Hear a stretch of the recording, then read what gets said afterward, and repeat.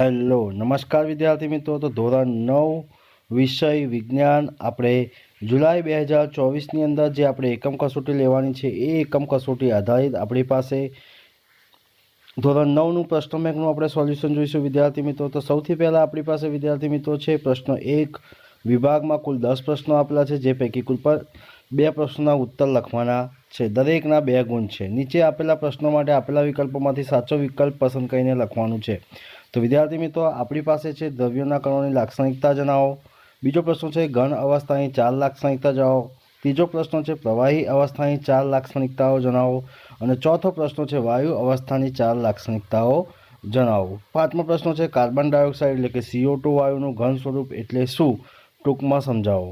ત્યારબાદ છઠ્ઠો પ્રશ્ન આપ્યો છે વિદ્યાર્થી મિત્રો A, B, C અને D 4 પાત્રો આપ્યા છે। એમાંથી સૌથી વધારે જલ્દી બાષ્પીભવન પ્રક્રિયા કયા પાત્રોની થવાનું છે એના વિશે આપણે વિદ્યાર્થી મિત્રો ચર્ચા કરવાના છે। તો ચાલો વિદ્યાર્થી મિત્રો આપણે પ્રશ્ન 1નું અંદર સોલ્યુશન જોઈએ। તો પહેલો જ પ્રશ્ન છે દ્રવ્યના કણોની લાક્ષણિકતાઓ જણાવો।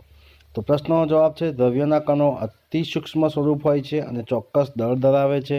બીજો પોઈન્ટ છે દ્રવ્યના કણો વચ્ચે ખાલી સ્થાનો રહેલા હોય છે, તેથી એક દ્રવ્ય બીજા દ્રવ્યમાં સરળતાથી મિશ્ર થઈ શકે છે। ત્રીજો પ્રશ્ન છે દ્રવ્યના કણો સતત ગતિશીલ હોય છે એટલે કે ગતિ ઉર્જા ધરાવે છે। તાપમાન વધતા કણોની ગતિ ઉર્જા વધે છે। ચોથો પ્રશ્ન છે દ્રવ્યના કણો એકબીજાને આકર્ષે છે। બીજો પ્રશ્ન છે ઘન અવસ્થાના 4 લક્ષણો જણાવો। તો જવાબ છે વિદ્યાર્થી મિત્રો ઘનના ઘટકો કણો વચ્ચેનું અંતર નહિવત હોય છે, તેમાં આંતર આણ્વીય બળ ઘણું જ પ્રબળ હોય છે। ત્રીજો પ્રશ્ન છે ઘનની સંકોચનીયતા ખૂબ જ ઓછી હોય છે। ચોથો પ્રશ્ન છે ઘન દળ છે અને પાંચમો મુદ્દો છે ચોક્કસ આકાર ધરાવે છે। ત્યારબાદ વિદ્યાર્થી મિત્રો આપણી પાસે પ્રશ્નો છે પ્રશ્ન 3 પ્રવાહી અવસ્થાના 4 લક્ષણો જણાવો। તો વિદ્યાર્થી મિત્રો આપણી પાસે પ્રવાહી અવસ્થાના 4 લક્ષણો જે છે એ સૌથી પહેલાં આપણી પાસે વિદ્યાર્થી મિત્રો છે પ્રવાહીના ઘટક કણો વચ્ચે અંતર ઘન કરતાં થોડી વધુ હોય છે। ત્યારબાદ આવે છે તેમાં આંતર આણ્વીય બળ ઘનની સાપેક્ષે ઓછું હોય છે। પ્રવાહીનું સંકોચનીયતા થોડી વધુ હોય છે। પ્રવાહી તરલ છે, ચોક્કસ આકાર ધરાવતા નથી।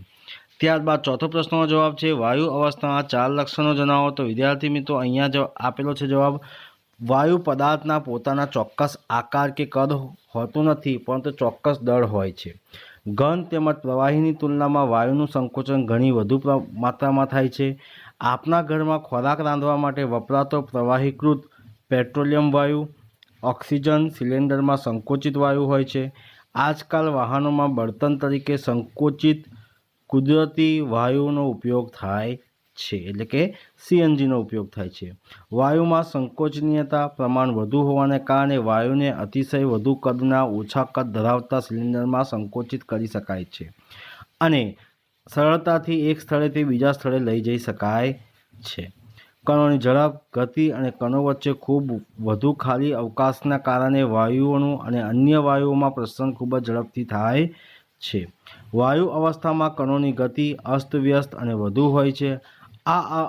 આ અસ્તવ્યસ્ત ગતિના કારણે કણો એકબીજા સાથે તેમજ પાત્રની દિવાલ સાથે અથડામણ અનુભવે છે। પાત્રની દિવાલ પરના વાયુના કણો દ્વારા પ્રતિ એકમ ક્ષેત્રફળ પર લાગતા બળોને કારણે વાયુનું દબાણ ઉદ્ભવે છે। ત્યારબાદ વિદ્યાર્થી મિત્રો નેક્સ્ટ પ્રશ્ન છે આપણી પાસે 5મા નંબરમાં છે કાર્બન ડાયોક્સાઇડ વાયુનું ઘન સ્વરૂપ એટલે શું, ટૂંકમાં સમજાવો। તો જે વાતાવરણીય દબાણ એક વાતાવરણ હોય તો તે ઘન કાર્બન ડાયોક્સાઇડ વાયુ પ્રવાહમાં અવસ્થામાં આવ્યા વિના સીધો જ વાયુ અવસ્થામાં પરિવર્તિત થાય છે, તે જ કારણે ઘન કાર્બન ડાયોક્સાઇડ વાયુ તરીકે ઓળખવામાં આવે છે। છઠ્ઠો પ્રશ્ન છે નીચે આકૃતિ ધ્યાનથી જુઓ, જણાવો કે પાત્ર A, B, C, D પૈકી કયા પાત્રમાં બાષ્પીભવનનો દર સૌથી વધારે છે, સમજાવો। તો જવાબ છે પાત્ર C ની અંદર બાષ્પીભવનનો દર વધારે છે। સપાટીનું ક્ષેત્રફળ વધતા બાષ્પીભવનનો દર વધે છે, કારણ કે બાષ્પીભવન એ સપાટીય ઘટના છે। ઉપરાંત હવાની ઝડપમાં વધારો થતો પાણીના વરાળના અણુઓ હોવાની સાથે દૂર જાય છે, જેથી બાષ્પીભવનનો દર વધે છે।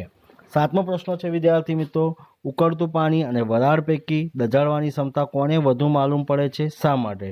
તો ઉકળતું પાણી અને વરાળ પૈકી દજાડવાની ક્ષમતા વરાળમાં વધુ માલુમ પડે છે, કારણ કે 373 કેલ્વિન તાપમાને પાણીની બાષ્પના કણોમાં તેમજ તાપમાન ધરાવતા પાણીના કણો કરતાં વધુ ઉર્જા હોય છે. વરાળના કણો એ ઉર્જા બાષ્પીભવન અને ગુપ્ત ઉષ્માના સ્વરૂપે શોષણ હોવાથી ગરમ પાણી કરતાં પાણીની વરાળ વધુ દજાય છે. ત્યારબાદ વિદ્યાર્થી મિત્રો આપણી પાસે આવે છે પ્રશ્ન 2 આપેલા વિભાગમાંથી કુલ 5 પ્રશ્નો આપેલા છે. એમાં પૈકી એક પ્રશ્નોના ઉત્તર આપવાનો છે, દરેકના 1 ગુણ છે. પહેલો જ પ્રશ્ન છે, ભીના કપડાને ફેલાવતા કયો? ભીના કપડાને ફેલાવતા તે કેમ ઝડપથી સુકાય છે? તો જવાબ છે વિદ્યાર્થી મિત્રો, ભીના કપડાને સુકાવતા તેની સપાટી ક્ષેત્રફળ વધવાથી સપાટીનું ક્ષેત્રફળ વધવાથી બાષ્પીભવનનો દર વધે છે. ઉનાળામાં બીજો પ્રશ્ન છે, ઉનાળામાં માટલામાં રાખેલા પાણીને ઠંડુ કરવા માટે જવાબદાર ઘટના કઈ છે? તો જવાબ છે વિદ્યાર્થી મિત્રો, બાષ્પીભવન. ત્રીજો પ્રશ્ન છે, નીચે દર્શાવેલા તાપમાન પાણીની ભૌતિક અવસ્થા કઈ હશે? તો 25 સેલ્સિયસ ડિગ્રી તાપમાન એ પ્રવાહી અવસ્થા છે, 125 ડિગ્રી સેલ્સિયસ તાપમાન એ બાષ્પ સ્વરૂપે છે. ચોથો પ્રશ્ન છે, તાપમાન માપવા માટે કયું સાધન વપરાય છે? તો જવાબ છે વિદ્યાર્થી મિત્રો, થર્મોમીટર. પાંચમો પ્રશ્ન છે, બરફનું ગલનબિંદુ અને સેલ્સિયસમાં જણાવો તો 0 ડિગ્રી સેલ્સિયસ એ બરફનું ગલનબિંદુ છે. ત્યારબાદ વિદ્યાર્થી મિત્રો પ્રશ્ન 2 આ વિભાગમાં કુલ 5 પ્રશ્નો આપેલા છે, જે પૈકી કોઈ પણ એક પ્રશ્નના ઉત્તર આપવાના છે. ગરમીના દિવસમાં સુતરાઉ કાપડ શા માટે પહેરવા જોઈએ? તો ખબર છે આપણને, પહેલેથી જ આ કારણ બનતા આવ્યા છે. બીજો પ્રશ્ન છે, બરફ જેવા ઠંડા પાણીથી ભરેલા ગ્લાસની બહારની સપાટી પાણીના ટીપાં શા માટે દેખાય છે?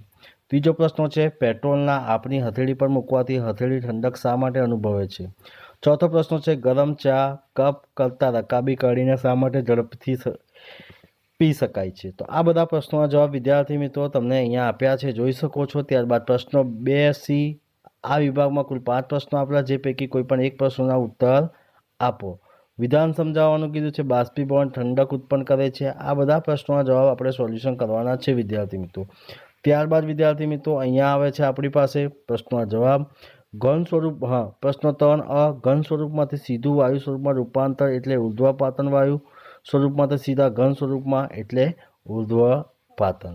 ત્યારબાદ આવે છે આપણી પાસે વિદ્યાર્થી મિત્રો પ્રશ્નો 3 આ વિભાગમાં કુલ 5 પ્રશ્નો આપેલા છે, જે પૈકી કોઈ પણ એક પ્રશ્નોના ઉત્તર આપણને આપવાના હોય છે. તો વિદ્યાર્થી મિત્રો અહીંયા પ્રશ્નો 5 આપ્યા છે. ત્યારબાદ વિદ્યાર્થી મિત્રો પ્રશ્નો 4 એટલે કે આમાં ખાલી જગ્યા એટલે કે વિકલ્પોવાળા પ્રશ્નો આપ્યા છે વિદ્યાર્થી મિત્રો, જોઈ શકો છો. 3 વિકલ્પોવાળા પ્રશ્નો છે, ગમે તે એક લખવાના છે. 460 કેલ્વિન તાપમાનનું સેલ્સિયસના તાપમાનમાં રૂપાંતર કરો તો 127 ડિગ્રી સેલ્સિયસ તાપમાન આવે છે. 298 કેલ્વિન તાપમાને પાણીની ભૌતિક અવસ્થા કઈ હશે? તો પ્રવાહી અવસ્થા હશે. 25 ડિગ્રી સેલ્સિયસ બરાબર ખાલી જગ્યા કેલ્વિન, તો 298 કેલ્વિન ખાલી જગ્યા પૂરો. પાણીની ઘનતા 4 ડિગ્રી સેલ્સિયસ એ મહત્તમ હોય છે. સામાન્ય તાપમાને પાણીનું ઉત્કલન બિંદુ 100 ડિગ્રી સેલ્સિયસ હોય છે. છઠ્ઠો, બરફનું ગલન બિંદુ 273 કેલ્વિન છે અથવા 273.16 કેલ્વિન છે. એક વાક્યમાં કે શબ્દોમાં ઉત્તર આપો. 400 કેલ્વિન તાપમાનના અંશે સેલ્સિયસમાં ફેરવો તો 127 ડિગ્રી સેલ્સિયસ. 8મો પ્રશ્ન છે, 200 ડિગ્રી સેલ્સિયસ તાપમાનને અંશ કેલ્વિનમાં ફેરવો તો 473 કેલ્વિન. 200 ડિગ્રી સેલ્સિયસ તાપમાનને અંશ કેલ્વિનમાં ફેરવો તો 73 કેલ્વિન. 625 કેલ્વિન તાપમાનને અંશ સેલ્સિયસમાં ફેરવો તો 352 ડિગ્રી સેલ્સિયસ છે. ત્યારબાદ વિદ્યાર્થી મિત્રો પ્રશ્નો 4 આ વિભાગમાં કુલ 5 પ્રશ્નો આપેલા છે, દરેકનું આપણે સોલ્યુશન જોવાના છે. ત્યારબાદ વિદ્યાર્થી મિત્રો આપણી પાસે આકૃતિ આપી છે, આકૃતિને તમે ધ્યાનથી જુઓ. A, B, C અને D જગ્યાએ આપણે નામ જણાવવાનું છે. A ને ઉષ્મા, B પણ ઉષ્મા, C ઠંડુ કરતા, D પણ ઠંડુ કરતા, E પણ ઠંડુ કરતા અને F એટલે કે ગરમ કરતા. ચોથો પ્રશ્ન છે, નીચે દર્શાવેલા પાણીની ભૌતિક અવસ્થા કઈ? તો -0 ડિગ્રી સેલ્સિયસ તાપમાન એટલે કે બરફ અવસ્થા, 100 ડિગ્રી સેલ્સિયસ તાપમાન એટલે ઉત્કલન બિંદુ, 250 ડિગ્રી સેલ્સિયસ તાપમાન એટલે બાષ્પ સ્વરૂપે મળે છે. 5મો પ્રશ્ન છે, નીચે દર્શાવેલા તાપમાનને અંશ સેલ્સિયસમાં ફેરવો તો જવાબ છે વિદ્યાર્થી મિત્રો 0 ડિગ્રી સેલ્સિયસ તાપમાન એટલે -273 ડિગ્રી સેલ્સિયસ, 300 કેલ્વિન એટલે 27 ડિગ્રી સેલ્સિયસ અને 573 કેલ્વિન એટલે 300 ડિગ્રી સેલ્સિયસ તાપમાન અહીંયા આપણને જોવા મળે છે. ત્યારબાદ વિદ્યાર્થી મિત્રો પ્રશ્નો 5 તમને આના પણ સોલ્યુશન તમને વિદ્યાર્થી મિત્રો અહીંયા આપવામાં આવ્યું છે. ગલનબિંદુ અને ઉત્કલન બિંદુની વ્યાખ્યા લખવાની છે. ગલનગુપ્ત ઉષ્મા, ઉત્કલનગુપ્ત ઉષ્માની વ્યાખ્યા લખવાની છે. દ્રવ્યના કણોમાં કયા પ્રકારની લાક્ષણિકતા હોય છે એ પણ આપણે જોવાનું છે. નીચે પૈકી કયો પદાર્થ ખુરશી દ્રવ્યો છે? તો ખુરશી, હવા અને બદામ દ્રવ્યો છે. એલપીજી અને સીએનજીનું પૂરું નામ તો અહીંયા લખ્યું છે, લિક્વિફાઈડ પેટ્રોલિયમ ગેસ એટલે કે એલપીજી, કોમ્પ્રેસ નેચરલ ગેસ એટલે કે સીએનજી આપણને જોવા મળે છે. ત્યારબાદ વિદ્યાર્થી મિત્રો પ્રશ્નો 5ના પણ અહીંયા આપણને જવાબો જોવા છે. તો વિદ્યાર્થી મિત્રો અહીંયા તમે સ્ક્રીન ઉપર જોઈ શકો છો. તો વિદ્યાર્થી મિત્રો આ વિડીયો તમને ગમ્યો હોય તો લાઇક કરજો, શેર કરજો અને કમેન્ટ કરજો. અને જો ચેનલને સબસ્ક્રાઈબ ના કરી હોય તો સબસ્ક્રાઈબ કરવાનું ભૂલતા નહીં. જય હિન્દ, જય ભારત.